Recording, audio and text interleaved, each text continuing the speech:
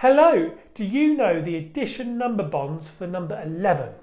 If you don't, that's great because we're going to teach you that today. So addition number bonds for 11 would be what two numbers added together equal 11. So you could have an easy one like this, 10 plus 1, because that equals 11, okay? So that's a great one. So what about something a little bit harder? What about 5 plus 6? Does that equal 11? Let's try.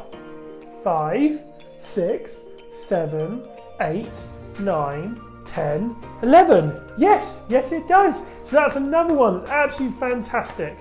Okay, or what about this one?